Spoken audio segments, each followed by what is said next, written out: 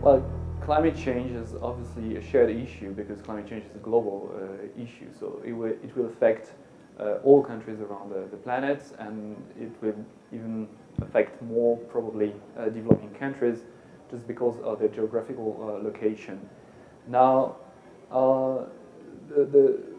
it's a systemic risk in itself, climate change. So the notion of systemic risk is very well known in the financial world because we had a systemic crisis in 2008, systemic financial crisis. And so we know that in a financial crisis, we have to use special tools. So if climate is a systemic risk, then we can use these tools for climate purposes. And we can use them, of course, inside our countries, northern or southern countries, but also for transnational financial flows.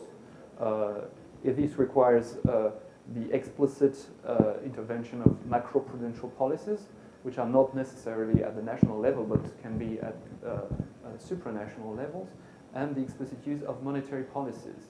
There is, I think, two articles in the Paris Agreement which could be developed further in Marrakesh in November. The Article 2 of the agreement, which says that financial flows should be aligned to the objectives of the UNFCCC in terms of mitigation and adaptation, and paragraph 108 of the decision, which says that all the parties agrees that there is a social value to mitigation actions, and actually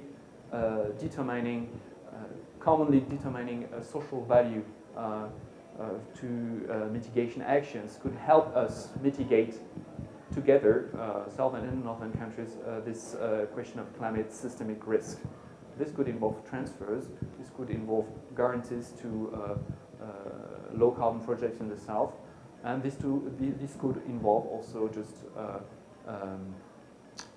national or regional financial tools.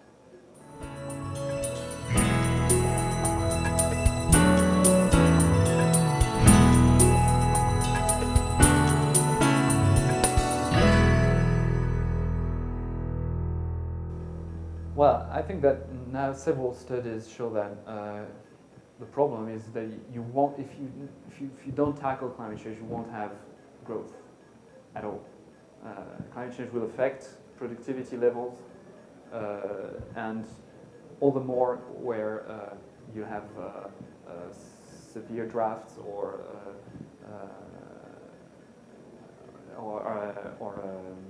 heat waves. So this affects growth. So you cannot